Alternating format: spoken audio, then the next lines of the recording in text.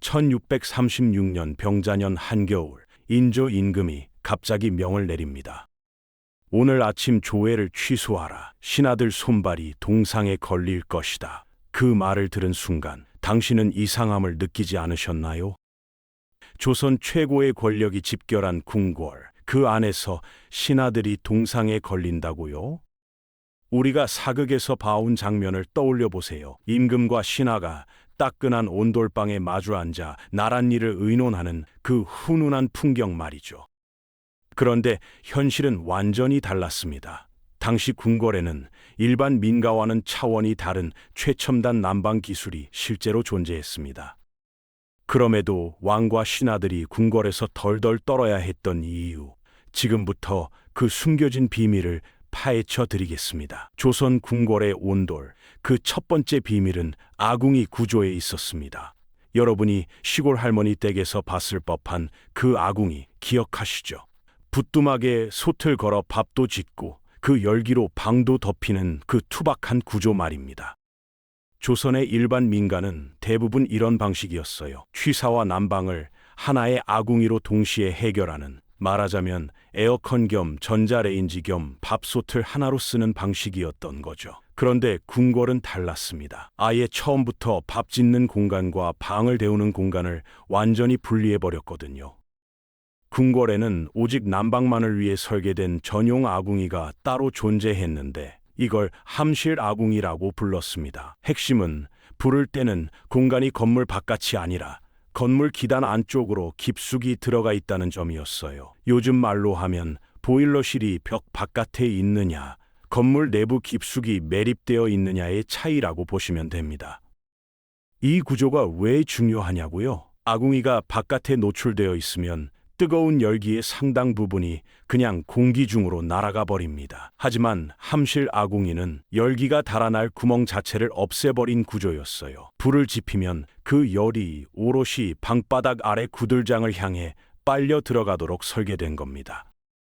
현대 건축학자들이 이 구조를 분석하고 나서 감탄을 금치 못했다고 하죠. 수백 년 전 기술이지만 열 효율만 놓고 보면 지금의 기준으로도 상당히 정교한 설계라는 평가를 받았습니다. 궁궐 난방의 엔진, 함실 아궁이는 그렇게 조선 최고의 하이테크였습니다. 함실 아궁이가 열을 끌어들이는 엔진이었다면 그 열을 붙잡아두는 배터리 역할을 한 것이 바로 구들장이었습니다. 그런데 궁궐의 구들장은 민가의 것과 차원이 달랐어요. 일반 백성들의 집을 생각해 보세요. 뒷산에서 주워온 납작한 돌멩이들, 크기도 제각각이고 두께도 들쭉날쭉한 것들을 대충 맞춰 깔아놓은 구조였습니다.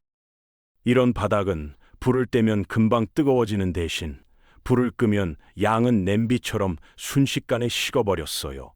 한밤중에 잠에서 깨면 이미 바닥이 차갑게 식어 있는 그런 구조였던 거죠. 궁궐은 완전히 달랐습니다. 전문 석공 장인들이 최고급 화강암을 공수해서 자로 재는 듯 일정한 두께로 두껍게 다듬어 방바닥에 촘촘히 깔았거든요.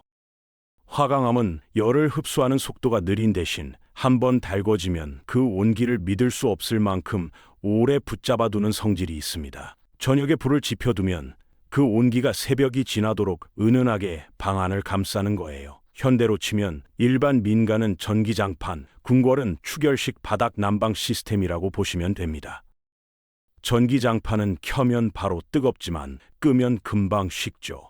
반면 추결식 난방은 서서히 데워지는 대신 열을 오랫동안 저장해서 고르게 내뿜습니다. 조선의 장인들은 현대 난방공학의 원리를 수백 년 전에 이미 돌로 구현하고 있었던 셈입니다. 이 두꺼운 화강암 구들이야말로 궁궐 온돌 시스템의 진짜 심장이었습니다. 자, 그렇다면 이쯤에서 당연한 의문이 생기죠. 엔진도 완벽하고 배터리도 완벽한데 도대체 왜 궁궐이 추웠던 걸까요? 범인은 기술이 아니었습니다. 범인은 바로 공간 그 자체였어요. 경복궁 사정전에 한번 들어가 보셨나요? 천장이 어마어마하게 높습니다.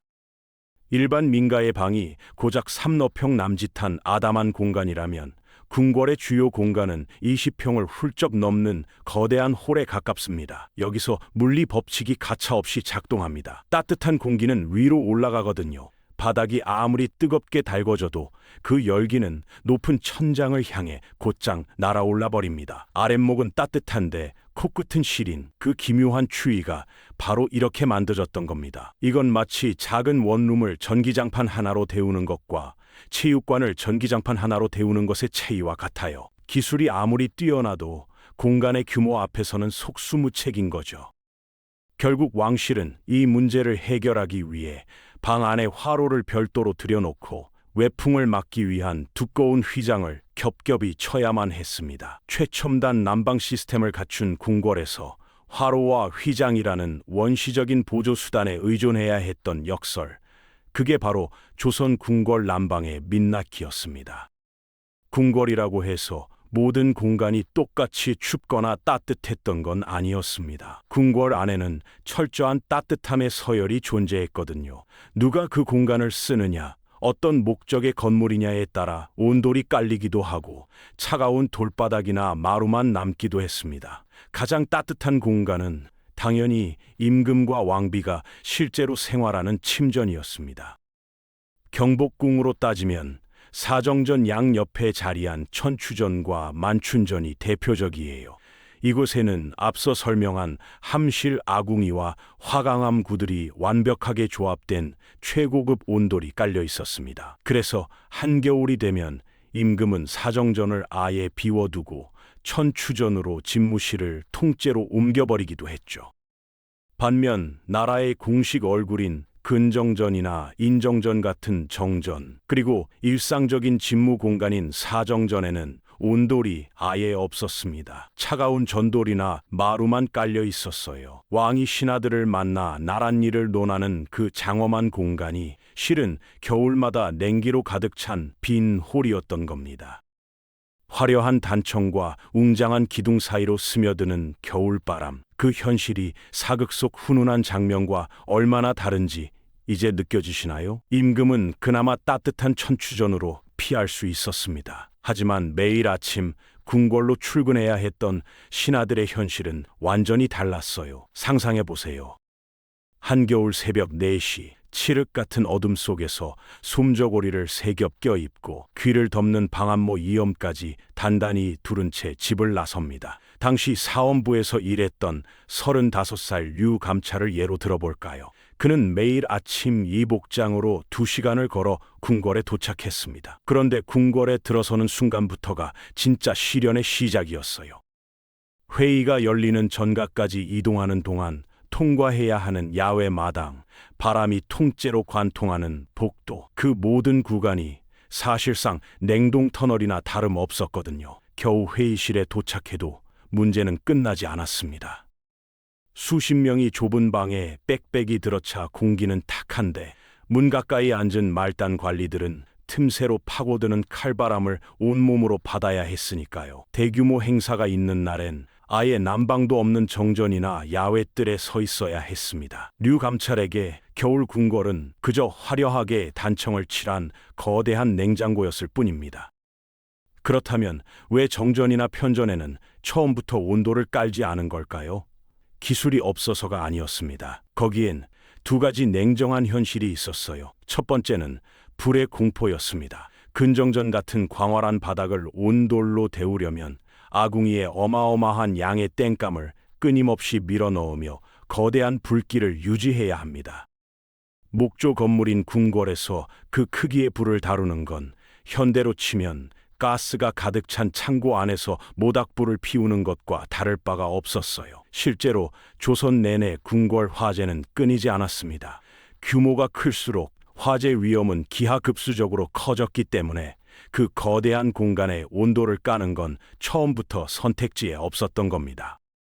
두 번째는 구조적인 문제였습니다. 침전은 늘 문이 닫혀 있는 폐쇄 공간이지만 정전과 편전은 수백 명의 관료가 드나들고 행사를 위해 문을 활짝 열어두어야 하는 개방형 공간이었거든요. 바닥을 아무리 달궈도 문이 열리는 순간 열기는 단 몇 초 만에 증발해버립니다.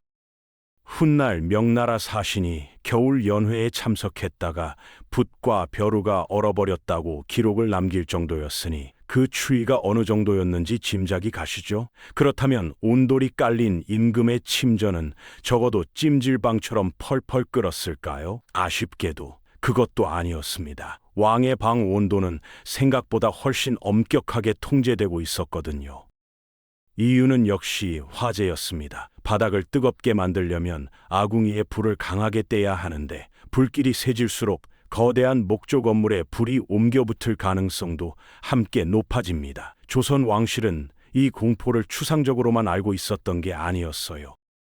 창덕궁의 내전 일대가 완전히 불타버리고 왕비의 침전인 대조전이 잿더미로 변하는 참사를 실제로 겪었거든요. 한번 불이 나면 목조 건물은 순식간에 번져 손쓸 틈조차 없었습니다. 그래서 궁궐의 온돌 관리를 맡은 이들에게는 왕의 방을 따뜻하게 데우는 것보다 불길을 통제 가능한 수준으로 유지하는 것이 훨씬 중요한 임무였습니다. 온도를 관리하는 하인이 불을 조금이라도 세게 뗐다가는 불호령이 떨어졌고 심하면 처벌을 받기도 했어요. 왕의 방을 따뜻하게 하는 것과 궁궐을 지키는 것, 이 두 가지 목표가 정면으로 충돌하는 상황에서 결론은 언제나 하나였습니다. 안전이 먼저, 온기는 그 다음이었던 거죠. 화재 때문에 온도를 마음껏 높이지도 못하는 상황, 거기에 결정타를 날린 것이 있었습니다. 바로 창문이었어요. 조선의 궁궐 창문은 나무 틀에 얇은 창호지를 한 겹 발라 만든 구조였습니다. 종이 한 장이 조선 최고 권력자의 침실과 영카의 혹한 사이를 가로막고 있었던 거예요. 현대 건축에서 창문은 이중유리, 삼중유리에 단열재를 덧댄 단열의 요새입니다. 하지만 조선의 창호지문은 단열이라는 개념 자체가 없었어요. 바람이 세게 불면 창호지가 팽팽하게 부풀어 오르다 찢어질 정도였으니까요. 바닥의 열기가 천천히 위로 올라와 방 안 공기를 데우기도 전에 창문 틈으로 쏟아져 들어온 냉기가 그 온기를 순식간에 잡아먹어버렸습니다. 그 결과가 승정원 일기에 그대로 남아 있습니다. 왕이 직접 코가 시려 잠을 못 자겠다며 침전에 두꺼운 휘장을 치고 화로를 여러 개 들여오라고 지시한 기록이요. 최고급 함실 아궁이에 화강암 구들까지 갖춘 조선 최고의 난방 공간에서 왕은 화로 앞에 쭈그리고 앉아 추위를 견뎌야 했던 겁니다. 화려한 사극 속 아랫목 장면이 얼마나 과장된 판타지였는지 이제 선명하게 보이시죠? 여기서 놀라운 반전이 하나 있습니다. 그 혹독한 조선의 겨울, 실제로 가장 따뜻했던 곳은 궁궐이 아니었어요. 정답은 뜻밖에도 구불구불한 골목 안, 평범한 백성들의 좁고 허름한 민가였습니다. 구한말 조선을 방문한 영국의 여행가 이사벨라 버드 비숍은 민가의 온도를 직접 경험하고 나서 기록을 남겼습니다. 방바닥이 너무 뜨거워 마치 빵처럼 구워지는 것 같았다고요. 그녀가 더위를 참지 못해 문을 열려고 하자 주인이 기겁하며 문을 닫았다고 합니다. 문을 열면 호랑이가 들어온다면서요. 당시 외국인들에게 조선의 민가 온돌은 경이로운 문화 충격이었습니다. 왜 민가가 이렇게 뜨거웠냐고요? 공간이 작았기 때문입니다. 고작 서너 평짜리 방에 아궁이 하나의 열기가 고스란히 집중되니 바닥이 탈 듯이 뜨거울 수밖에 없었던 거죠. 실제로 가난한 백성들은 장판이 새까맣게 탈 정도로 방이 뜨거워 잠을 설쳤다는 기록도 있습니다. 방이 너무 뜨거워 못 자는 백성과 방이 너무 서늘해 못 자는 왕. 이 얄궂은 역설이 조선 남방의 진짜 민낯이었습니다. 같은 궁궐 담장 안에서도 온도의 격차는 생각보다 훨씬 잔인했습니다.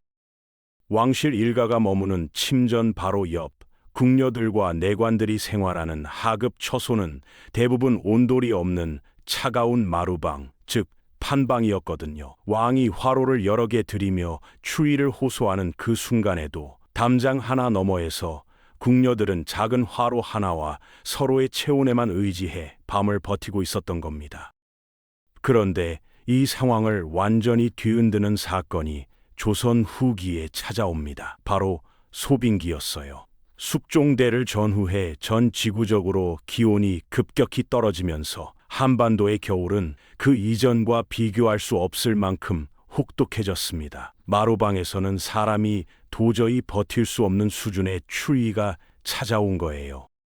결국 궁궐 측은 궁녀들의 마루방을 모두 온돌로 교체하기 시작했습니다. 200년 만에 대대적인 궁궐 난방 시스템 업그레이드였죠. 하지만 이 결정에는 뼈아픈 후폭풍이 따랐습니다. 궁녀들 방에 온도를 깔자마자 연료비가 2배 이상 폭증했다는 기록이 남아 있거든요. 따뜻함이 특권이었던 사회에서 그 특권을 한 계층 아래로 확장하는 데 필요한 비용이 얼마나 컸는지를 적나라하게 보여주는 기록입니다. 결국 우리가 사극에서 봐온 그 장면, 왕과 신하가 지글지글 끓는 아랫목에 둘러앉아 나란 일을 논하는 그 훈훈한 풍경은 역사 속에 존재하지 않았습니다. 최고의 기술도 화재 앞에서는 온도를 높일 수 없었고 거대한 공간 앞에서는 무력했습니다. 그리고 그 미지근한 온기조차 오직 최고 권력자만이 누릴 수 있는 특권이었습니다. 임금이 겹겹이 친 휘장 속에서 화로를 쬐는 동안 문 밖의 신하들은 냉동 터널 같은 복도를 걷고 있었고 궁녀들은 차가운 마루바닥 위에서 서로의 체온에 기대고 있었습니다. 조선의 궁궐 난방은 단순한 기술의 이야기가 아닙니다. 기후와 건축, 그리고 철저한 계급 사회가 만들어낸 차가운 역사의 단면입니다. 오늘 준비한 영상은 여기까지입니다. 긴 시간 끝까지 시청해 주셔서 진심으로 감사합니다.